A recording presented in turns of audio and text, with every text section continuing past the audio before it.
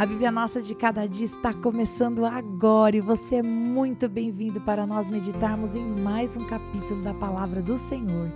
Aqui nesse canal, se você é novo, fique sabendo, todos os dias nós meditamos na Palavra do Senhor, nós lemos, compreendemos e aplicamos para as nossas vidas, porque Deus tem sempre algo novo para falar conosco. Vamos começar?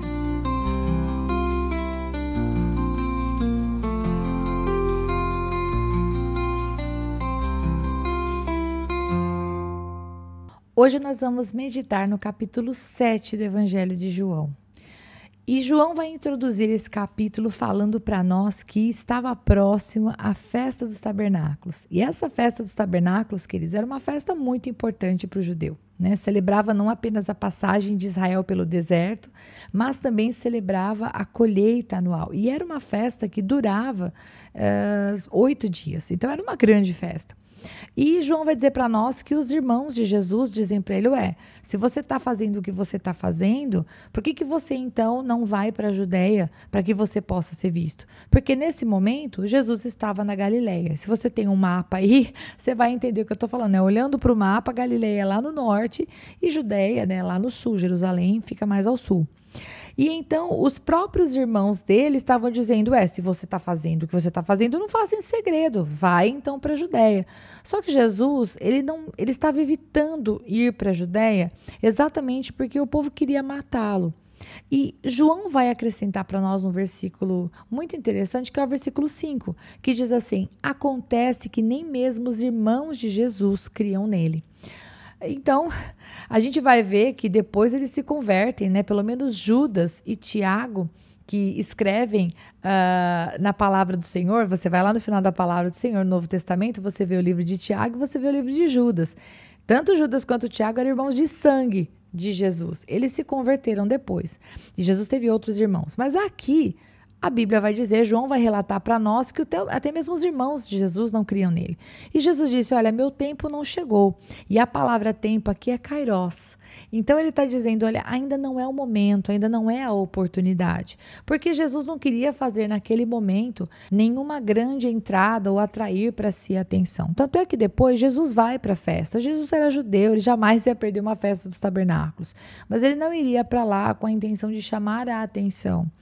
Claro, ele iria ensinar, e João vai dizer que lá no versículo 14, que Jesus vai ensinar no templo, ou seja, aqueles que queriam ouvir falar da palavra, dos ensinamentos, seriam encontrados por Jesus. Jesus iria no lugar de ensino. Então, João ainda vai acrescentar para nós que as multidões já tinham um pouco a sua ideia dividida em relação a Jesus. Dentro da sua própria casa, alguns não criam dele, né? Os irmãos não criam nele. Mas, por exemplo, nas multidões, ele até encontrava algumas pessoas que falavam, puxa, ele é bom. Porque embora, querido, João não vai explorar, não vai contar tanto para a gente a respeito dos milagres que Jesus fez, se você vai olhar nos outros evangelhos, você vê que Jesus curou, Jesus abençoou, Jesus não desprezou. Jesus, ele realmente caminhou aqui fazendo bem para todos aqueles que se aproximavam dele. Obviamente, enquanto ele estava ensinando, ele precisava falar a verdade. E falando a verdade, ele acabava sendo muitas vezes duro para o ouvido daqueles homens.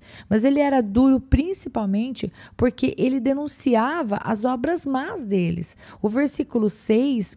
Aliás, no versículo 7 isso fica mais claro. No versículo 7 ele vai dizer, o mundo não pode odiar vocês, mas a mim ele odeia. Porque eu dou testemunho a respeito dele dizendo que as suas obras são más. Ou seja, por que os judeus, os fariseus, por que essas pessoas que conheciam tanto as escrituras tinham tanta raiva de Jesus Cristo?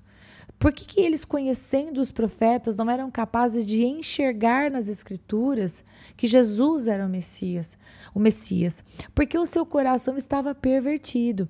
E Jesus vai questionar isso. Jesus, ele vai falar aqui um pouquinho mais para frente, a partir do versículo 16, ele vai falar que ele está ensinando aquilo que vem do Senhor e que a palavra não é dele, mas é daquele que o enviou. E aí no versículo 19, ele fala, não é fato que Moisés deu a lei para vocês? Contudo, nenhum de vocês a cumpre. Por que estão querendo me matar? Ou seja, ele foi ali tocar no assunto com eles. Poxa, vocês estão me perseguindo, mas vocês mesmos não cumprem a lei de Moisés. E aí, então, a multidão, aqueles que não estavam concordando com os seus ensinamentos, vão falar assim, você tem demônio, quem que está querendo te matar? Só que nós sabemos pelo relato de João que sim, as autoridades já queriam matar Jesus, já estavam buscando oportunidade para isso. E aí Jesus vai realmente tocar no fato de que eles também não estavam cumprindo a lei. Porque aí ele vai dizer no versículo 21, eu fiz um feito, né?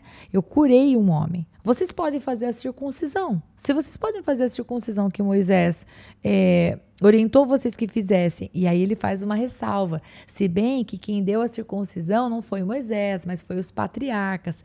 E isso mostra o quanto ele conhecia das escrituras, porque lá em Gênesis 17:10 diz assim, ó, esta é a minha aliança, que guardareis entre mim e vós e a tua descendência. Todo macho entre vós será circuncidado. E Deus aqui estava falando com Abraão, ou seja, Jesus estava ali mostrando para aqueles homens que ele conhecia as escrituras. E então ele diz, se a circuncisão pode ser feita no sábado, por que eu não posso curar no sábado? Deus nunca havia proibido isso. Havia uma crença entre os judeus que a circuncisão trazia cura para alguma parte do corpo, né? E o que Jesus fez foi curar esse homem totalmente. Então ele questiona aqueles homens. E então, em virtude disso, alguns de Jerusalém começaram a se questionar, peraí, falaram que queriam matar este homem e ele está aí falando abertamente, será que eles estão começando a acreditar que ele é o Cristo? E enquanto isso, enquanto a multidão, enquanto em Jerusalém era falado isso, Jesus no templo estava respondendo a pergunta deles. No versículo 28 ele fala assim, vocês não somente me conhecem, mas também sabem de onde eu sou. Eu não vim porque eu de mim mesmo quisesse, mas aquele que me enviou é verdadeiro, aquele a quem vocês não conhecem. Eu o conheço porque venho da parte dele e ele me enviou. Pode parecer que Jesus estava sendo duro demais com eles, mas na verdade Jesus estava querendo fazer com que eles enxergassem que as obras dele testificavam de quem ele era. E se eles parassem para falar com Deus, para buscar nas Escrituras, para ouvir os ensinamentos, eles seriam capazes de ver que Jesus estava cumprindo o chamado de Deus. Ele era o Messias esperado. E a partir do versículo 32, nós vemos os fariseus, então, tomando a dianteira. Eles se juntam com os principais sacerdotes, né? Os fariseus, eles tinham algumas crenças diferentes, os saduceus e tudo mais, mas aqui todo mundo se junta e enviam guardas para prender Jesus. E aí Jesus, ele diz uma coisa no versículo 32, que é assim tremendo. Ele fala, ainda por um pouco de tempo estou com vocês, e depois irei para junto daquele que me enviou. Queridos, a festa dos tabernáculos estava a uma distância de 6 meses da Páscoa e da crucificação. Então, aqui, quando ele estava dizendo por um pouco, eram apenas 6 meses. Jesus conhecia os tempos e as épocas, ele sabia o que ia acontecer, ele sabia o que estava diante dele. Então, ele está dizendo já, né, por um pouco. Ele iria continuar fazendo obra aqui na terra, mas por um pouco ele iria voltar, né? Ele iria para junto daquele que havia enviado ele, que era o Senhor Deus. E aí, então, os judeus não conseguem entender o que Jesus fala. Porque quando Jesus diz para ele assim, vocês irão me procurar, mas não me acharão, não significa que Jesus iria para uma outra localidade, mas que ele iria para junto do Pai. Lugar esse que, se essas pessoas não se convertessem, elas realmente nunca iriam encontrar Jesus. Porque Jesus vai para o Pai e elas vão para onde? Bom, passadas essas coisas, quando estava no último dia da festa, que era o grande dia da festa, Jesus disse em voz alta, se alguém tem sede, venha a mim e beba. E existem algumas referências na palavra do Senhor a respeito disso, né? A respeito do Senhor saciar a nossa sede, a respeito do Senhor fartar a nossa vida e enfim, como por exemplo a gente vê lá em Isaías 58:11, né, que fala, o Senhor te guiará continuamente, fartará a tua alma até em lugares áridos e fortificará os seus ossos, será como um jardim regado e como um manancial cujas águas jamais faltam. Ou seja, essa coisa de que nós podemos nos tornar com o Senhor um jardim onde não faltam águas, está falando de beber do Senhor, está falando de vir saciar-se e não ter mais sede. Mas eles não entenderam isso. E João, porque está contando depois, né? O versículo 39 é uma explicação. João fala pra gente assim, ó, isso ele disse a respeito do Espírito Santo, que os que nele crescem haviam de receber. Pois o Espírito Santo até aquele momento não tinha sido dado, porque Jesus ainda não havia sido glorificado. Então João vai explicar para os leitores, ele está explicando para você e para mim, que aqui Jesus estava falando da graça, da bênção, de nós nos aproximarmos de Jesus, beber das suas palavras, beber da sua presença, beber do seu conhecimento, e uma vez que fôssemos inundados, termos esse saciar dentro de nós. E quem é que veio morar dentro de nós? O Espírito Santo de Deus, que foi derramado sobre as nossas vidas.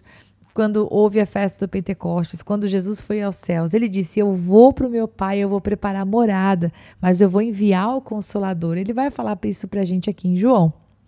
Bom, caminhando para o fim. O povo, então, realmente estava dividido. Alguns chegavam a dizer, poxa, ele deve ser o profeta. Outros diziam, nossa, eu acho que ele é o Cristo. Só que outros ainda questionavam. Eles diziam, mas por acaso o Cristo virá da Galileia? E aí, versículo 42, não diz a Escritura que o Cristo vem da descendência de Davi, da aldeia de Belém, de onde era Davi? E eles estavam cobertos de razão. Só que isso mostra o quanto eles não conheciam de Jesus.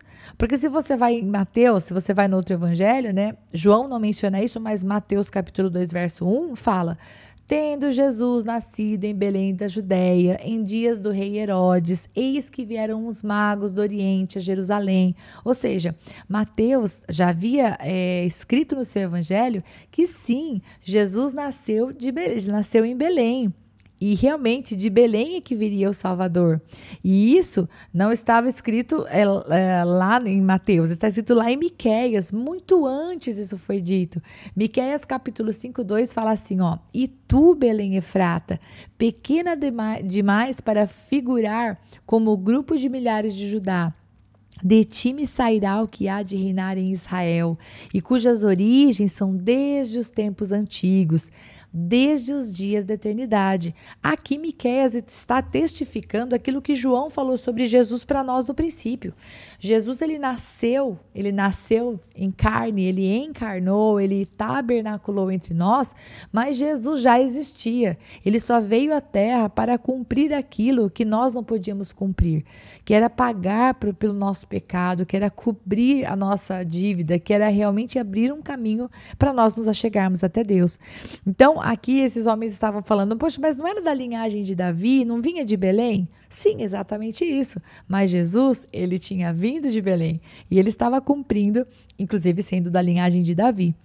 Então, o povo estava dividido. E, por fim, os guardas que haviam sido enviados pelos fariseus para prender Jesus, eles voltam no versículo 45, e aí quando eles são questionados do porquê não trouxeram Jesus, eles vão falar assim, jamais alguém falou como este homem, no versículo 46. Aí os fariseus ficaram doidos, né? Falaram assim, será que vocês também foram enganados?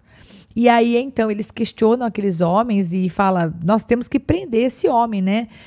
Esse povo não sabe de nada, né? Por um acaso algum fariseu se converteu, alguém que realmente conhece a lei. E aí Nicodemos, lembra de Nicodemos? Então, Nicodemos disse assim, versículo 51, será que a nossa lei condena um homem sem primeiro ouvi-lo e saber o que ele fez? E veja aqui, o que Nicodemos está fazendo é que, embora publicamente ele não estivesse defendendo Jesus, ele estava chamando os fariseus à razão, porque a própria lei que eles queriam tanto defender dizia que você não podia deter alguém ou simplesmente dar um veredito sobre alguém sem antes ouvi-lo. E aí, eles ficaram bravos e responderam, por acaso também você é da Galileia? Examine e verá que da Galileia não se levanta profeta. E quando Nicodemos falou, ele estava falando de Deuteronômio capítulo 1, versículo 16 e 17. Se você quiser, você pode ler. Eu tenho aqui diante de mim, mas eu não vou ler. Você pode ler se você sentir vontade. Lá em Deuteronômio diz, para você falar, para você julgar alguém, você não pode ser parcial. Você tem que ouvir, tanto o pequeno como o grande, né? Você não vai temer a face de ninguém. Você tem que trazer a justiça, porque o juízo vem de Deus. Ou seja, terminamos o capítulo inclusive com um versículo que às vezes as pessoas brincam bastante, né? Que o versículo 53 do capítulo 7 fala, e cada um foi para sua casa, né? Geralmente esse versículo é para ser usado para dizer que está na hora das pessoas irem embora da nossa casa, né? Então, esse capítulo ele termina, então, com as autoridades divididas, né? Alguns crendo, na multidão, alguns crendo, mas todos com medo dos judeus e Jesus agora ensinando, né, como já estava antes, publicamente. Ele falou com a mulher no poço, ele falou com Nicodemos, ele curou aquele homem à beira do tanque de Betesda, e agora Jesus no templo ensinando, estava verdadeiramente mostrando que ele havia vindo do Pai. E que aquilo que ele podia dar para aquelas pessoas era a vida eterna. Ele podia saciar a sede daquelas pessoas, né? Saciar a fome, saciar a sede. Podia dar a elas aquilo que preenchia o coração delas. Eu acho que se eu fosse aplicar para as nossas vidas, queridos, logo quando eu comecei o capítulo, eu fiquei pensando em Jesus, sendo Deus, o Mestre, tendo deixado a sua glória e todo o louvor e adoração dos anjos para vir habitar aqui nessa terra. Ele lidou com uma situação tão humana quanto o fato de que os próprios irmãos dele não reconheciam a autoridade dele. Se você já teve problema dentro da sua família, de você ter algum irmão que não tratava você bem ou com quem você acaba não tendo comunhão, acho que você entende o que eu estou falando. O próprio Jesus passou por essa situação de os irmãos não tratarem bem e até mesmo dizer, se você está fazendo o que você está fazendo, vai logo lá para a Judéia, vai se mostrar então, vai fazer isso publicamente. Ou seja, zero respeito com Jesus, né? Então, eu acho que eu aplicaria para as nossas vidas dizendo, assim como Jesus manteve o foco naquilo que ele tinha que fazer, que era a vontade do Pai, que você e eu também mantenhamos o foco, ainda que de repente algum parente, algum irmão, alguma pessoa próxima a você não trate você com respeito mínimo, com respeito devido.